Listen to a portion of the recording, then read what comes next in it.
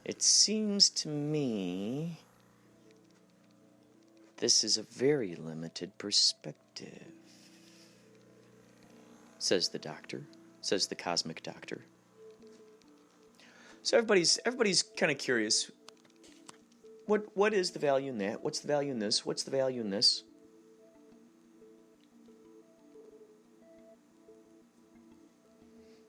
And I think each of us have those sort of authority figures in our brains, even if we would like ourselves to be the authority figure, which is ultimately the main modus operandi that we want to get to, isn't it? Us being the authority figure for our own life, for our own specific reality experience. I am the author. I am the author. I am the author of my reality experience. Ooh! I think we each still have those go-to. Like, I think in my brain, ooh, I wonder what Alan Watts would say about that. Ooh, I wonder what Bashar would say to that. Ooh, I wonder what Dolores Cannon would discover with her past life regressions concerning that issue. Ooh, I wonder if someone were to ask Abraham Hicks that question, what would she say? Ooh, interesting. Ooh, interesting. Which is interesting, too, because each of those sort of authority figures in our brains as to who sort of drive our viewpoints, our perspectives, the thoughts, the considerations, the experimentations in our brains and reality experiences, we found value in what they had to say. Heck, it might be an uncle, Uncle Arnie. What would Uncle Arnie say about this? What would my mom say about that? What would my dad say about that? These people you grew up that were cornerstones of how you went about.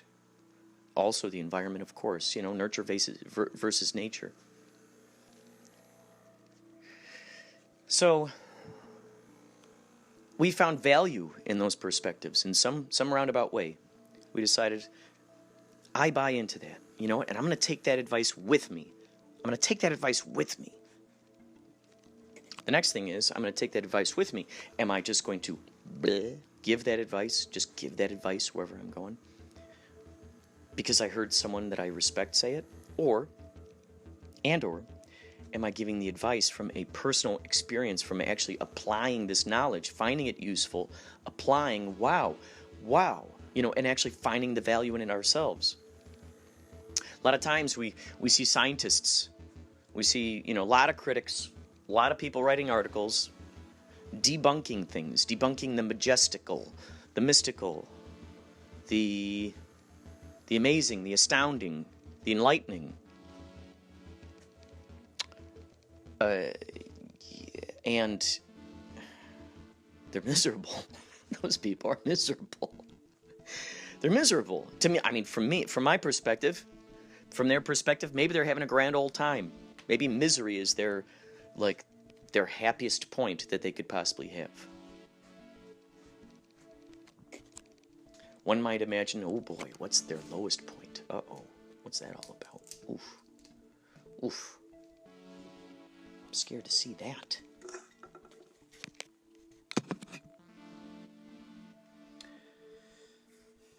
So that miraculosity that goes on in every single moment of our lives, that's just waiting to be seen, waiting is probably the wrong, I don't even want to use the word wrong. Waiting is probably a different word that I want to use for that.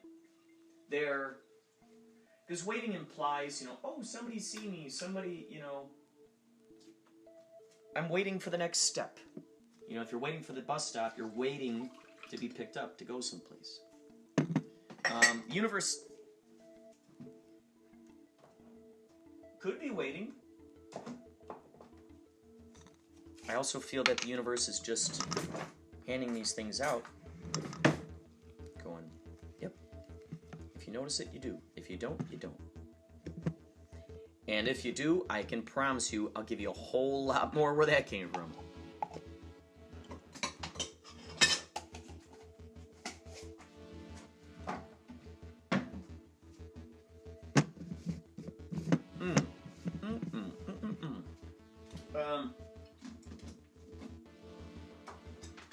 just in case you're wondering, yes, I am making another concoction.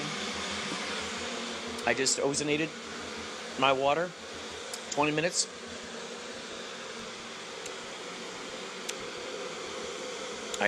We are both all together right now, creating another breakfast reality experience. There we go. Crunchy peanut butter, organic banana, ozonated water, put into the magic bullet. Oh boy, here we go. Here we go, get ready. Oh boy. So, these kinds of miraculous things are happening all over the place. All over the place. And what a joy it is when we recognize it.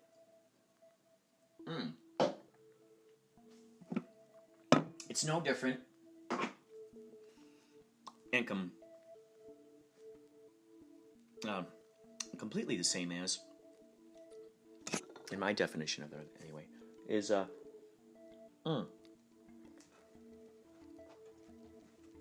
we go. So good. It's the same as if you were to create something with lots of details, lots of nuances.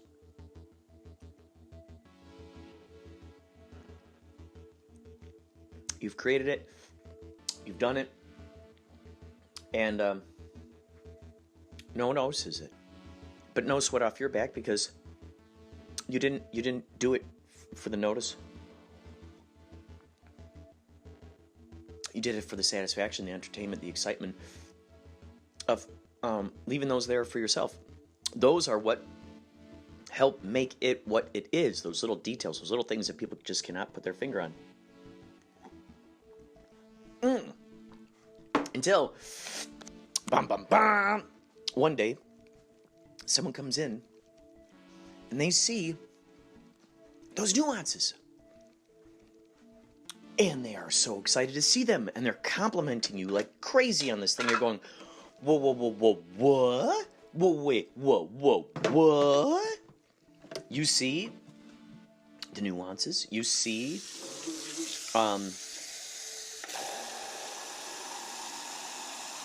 you see those little things, those little, what's going on there? That is so cool. That is so cool. I now can confirm that I have a playmate here. I got a playmate here. We can talk shop. We can geek out. You know? This is fantastic. That's how I play with the universe. That's what I think of how the universe is. Giving us all these fun little giblets. Some of them notice, and some of us notice it on the level of what a coinkydink. Others notice it as, oh man, this was placed here for me. Specifically, this was placed here for me.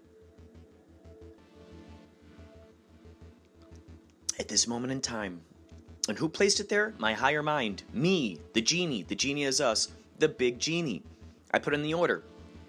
Boop, beedaloo, boop, boop. Guess what? It camouflages and it shows itself in all kinds of different ways. And sometimes in ways that we would not expect in terms of, and we've talked about this so many times, but let's just keep rocking here.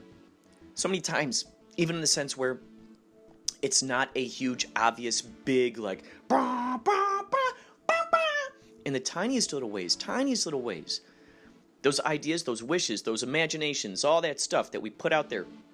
Hey, I wonder, boop, boop, boop, boop. Put in the codes, universe makes it, bzz, here it is. Are you going to catch it? It's my little Easter egg to you. And it's exactly the way that we need to receive it at that moment.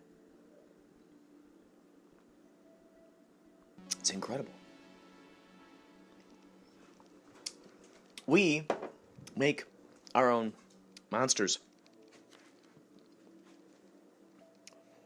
What are we making those monsters of?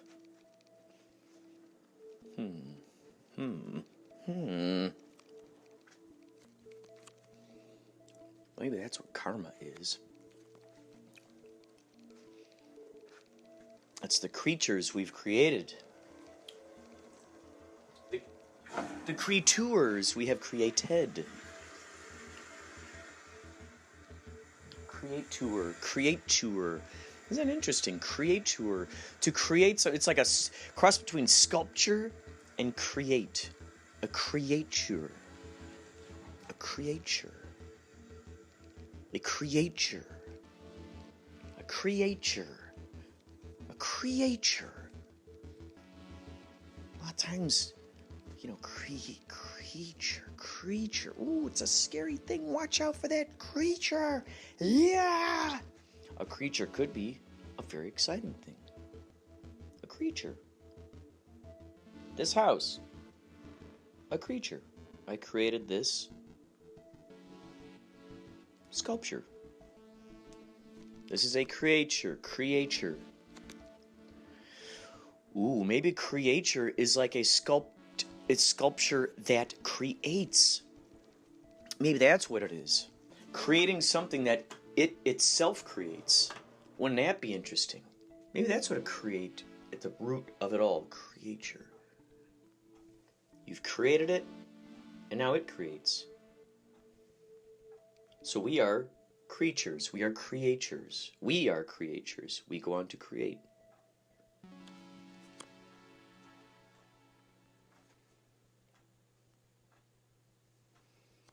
Very, very intriguing. Epiphany. Very, very intriguing epiphany. So I had to share that with you. You never know who's going to show up next door, who you might be related to. You never know what you're going to come across. It's going to mystify you. Explode your brain. You just never know. You just never know. So a good question to ask is, do I appreciate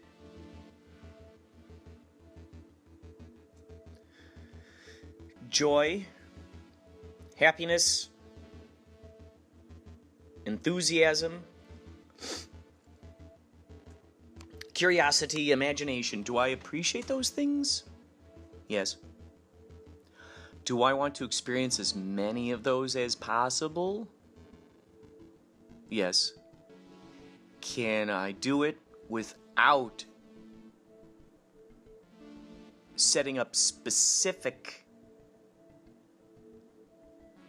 instances or specific elements that absolutely need to happen first before I can experience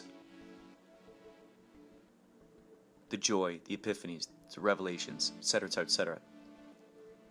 Can I do that without? Can I experience that without? Without the if, ands, or buts? Can I do that on my own? Can we trust ourselves to do that? Another question would be, let's say if we're a mother or a father, we got a child.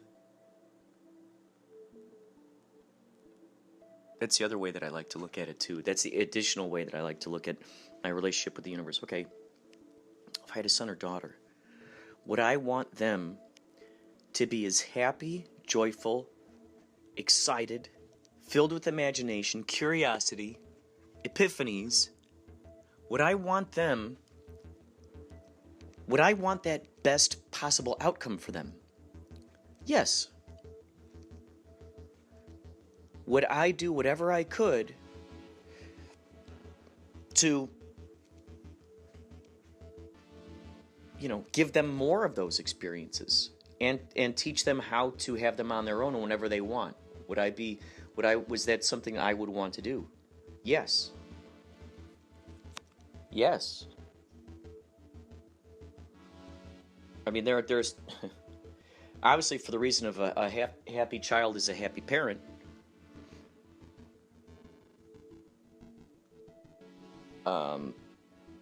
If we are also, let's say, if we go from the shallow mindset, let's say some parents are just like, well, I just want my kid to grow up so then they can take care of me later. Okay, that's fine. If that's the case, do we want them to be doing that joyfully? Or with regret? Or angrily? Or regrettably? Or excitedly, fully invested? Well, then make them happy. What are those elements of happiness? Being able to entertain one another. I would tell you, when I was at the 4th of July thing there by Grand Park, I was sitting there with the Wizard of L.A., Michelangelo. We're sitting there at the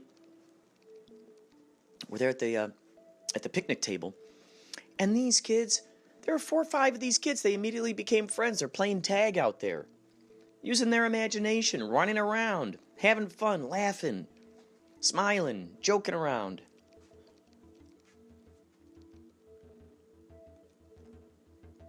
Do we want that for ourselves too? I do. I don't want it to be necessary for me to have this thing or that thing in order for me to have a smile on my face. I don't want to, well, I guess someone would find value in that. If so, I want to hear that value. And maybe I will, quote, buy into, unquote, that value system. If I see good reasons that sound really awesome to me, as to going, well, you can't simply have fun. This thing has to happen. That thing's got to happen. I'll be having my happy and playfulness. Believe me, after I retire. Okay, I'll have plenty of time to be happy and relax after I retire. Oh, when do you retire? I only got 30 more years at this job, and and then I'll be retired. I'll be happy finally. I'll finally be able to do what I want to do. So you're gonna wait 30 years until you allow yourself to put a smile on your face? Hey man, come on! It's a working man's world, man. Come on! You really gotta work. You gotta try hard. You gotta go up the mountain, man. If you really want what you want, you gotta go up that mountain. Oh, and not to mention all that competition. Oh, all that elbowing in the ribs. Oh gosh, everybody wants the same jobs. Oh, it's slim pickings out there, I tell you. It's slim pickings in the industry that you want. Oh, there's so many people out there who do that. Oh, so many people out there. Okay, well, sounds to me like you're happy. You're fine with how things are. Well, don't get me wrong. I mean, no. I mean, I wish it wasn't like this. I mean, don't get me wrong. I wish it wasn't like this. I mean, believe me. I mean, I wish I could just be happy. I wish I could just look up at the sun and just smile. Just sit out there on my back porch among the squirrels and the trees. I mean, believe me, I wish I could. I ain't no kid anymore. I mean, you know what I mean? You know what I mean?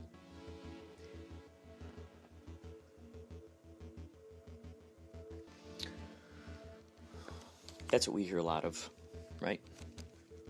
That's what we hear a lot of.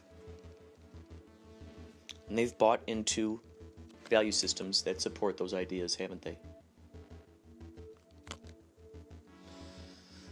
Since there is no instruction booklet, we subliminally look for, well, keys to the mysteries, signposts, guideposts. The same folks who don't believe in guides are the same folks who rely heavily on their GPS to help them get to where they want to go.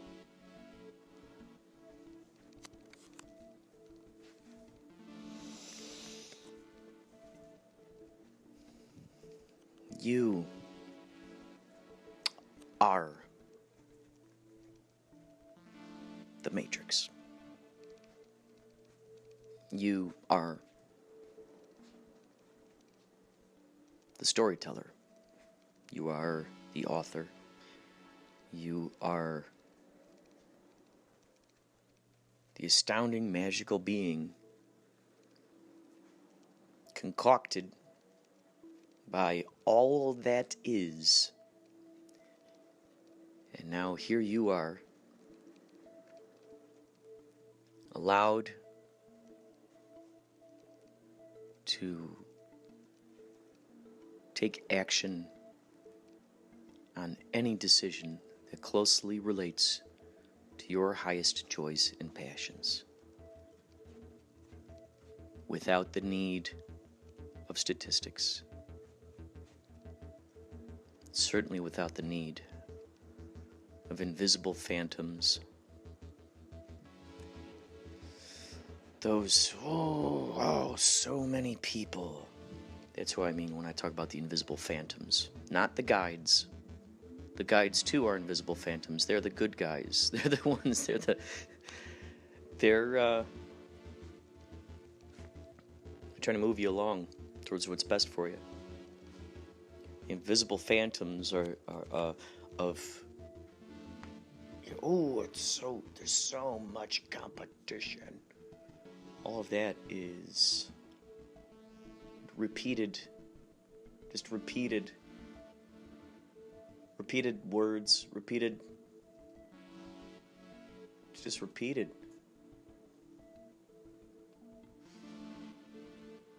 Just repeated.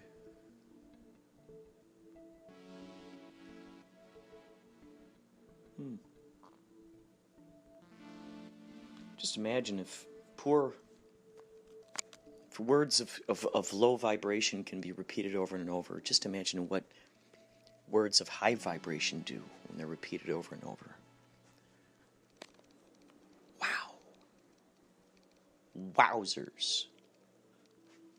Remind me sometime to interview Mike Shlee, my ozonated water buddy. Remind me to interview him sometime so you can hear straight from him how he personally witnessed his friend levitating. Think about that. Keep that in mind.